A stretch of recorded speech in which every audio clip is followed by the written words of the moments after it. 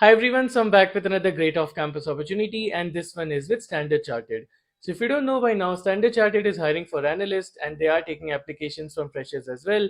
So this is a great opportunity for all of you guys that are looking for a job right now, because Standard Chartered is a pretty great company to work at. It's a fintech company, it's a bank basically, and it is a very great company to work at. So in this video, we'll be talking about the opening, we'll be talking about the role that they're hiring for, and we'll be talking about the most important thing, that is how do you get your resume shortlisted. So everything is going to be within the video. Make sure that you watch it till the end. And just a quick reminder that I make a lot of videos about all of the off-campus hirings that are out there and guides on how to crack them. So if you haven't already, make sure that you subscribe so that it will motivate me to make more videos and so that you don't miss out on any hiring alerts. All right, so coming back to this opening, like I said, they are hiring for analysts. So talking more about the role, it is a data engineering role. It falls under the domain of data. And I know a lot of you guys have been asking me, please bring data related openings, please bring data related field, right? So here you go. This is under the domain of data engineering. All right, so they are hiring for analyst role and it is under data engineering. Now, talking more about the eligibility, right? Because people keep asking about the eligibility. So the eligibility is pretty lenient here because generally companies say they only want BTech or they only want a particular branch, but here they have only mentioned as a bachelor's degree, okay, or a diploma. So as long as you have a bachelor's degree or a diploma and you have the relevant skills, you can apply for this. So the eligibility is pretty good. It's pretty lenient. You don't need only to be a BTech holder or anything like that. As long as you have the relevant skills, I highly suggest that you do apply for this. It's all about the skills on this one. Your degree is not going to be given much preference here. Your skills are going to trump over your degree. So it's a great opportunity for all of you guys, but you do need to have the skills. Now, talking more about the skills, right? Let's talk about how do you get your resume shortlisted, because that is, I feel, the biggest issue that people are facing right now, that they're not able to get their resume shortlisted. So I'll be dividing this into two parts like I usually do. So first is the basics and then you have the content. So the basics is very important. Of course, do not ignore the basics. What is there in basics? So you have two things. First, you need to make sure that your resume has a proper template. So your font needs to be proper, your spaces, white spaces need to be proper, your text which are impactful should be in bold, and everything should be in order.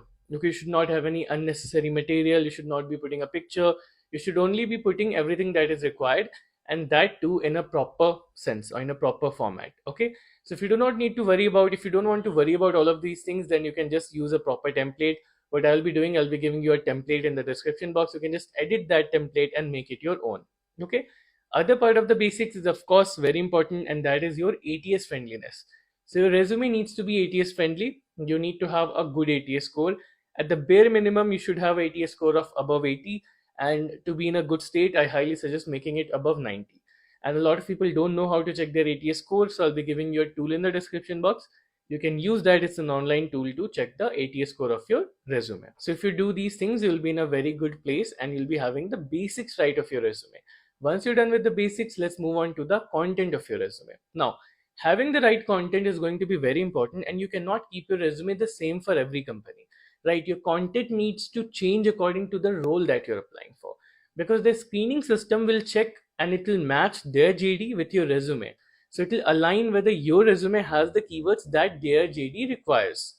So of course, this is a data related domain, so you do need to have data related skills in your resume. So try to keep all of the data engineering skills, data analysis skills in your resume. That will give you a good edge. And if you have data related projects, showcase them in your resume, highlight them in your resume. It is going to be extremely important. Apart from that, I'll be giving you a bunch of keywords. I'll be giving you a list of keywords. Use those keywords in your resume so that it will give you a higher chance of getting your resume shortlisted. Okay, so you can use those keywords, and if you don't know anything about those keywords, if there's something that you don't know much about, you can learn it and then you can put it in your resume. Okay, but if you don't know something, don't put it in your resume. You can learn and then put, that is fine. Okay, so you can use those keywords and put the keywords in the resume that you have, but you don't need to put all of them and you don't need to take stress about it. You can just put as much as you can. Those keywords will surely help you in getting shortlisted. All right, so once you do all of these things, you will have a pretty good resume that will give you a great chance of getting shortlisted. Now, once you go past the shortlisting, then of course you'll have to come across the interviews. So what I will be doing, I'll be giving you some interview experiences articles of people who have cleared standard digital in the past. So you can have a look at their articles, you can have a look at their interview experiences, and that will give you a good idea about how to prepare for the interview process, and that's going to give you a good idea about what to expect in the interviews. So all of the preparation material for your resume, for the interviews, everything is going to be in the description box. All you need to do is make sure that you check the description box out and prepare accordingly. All right, so that's pretty much it.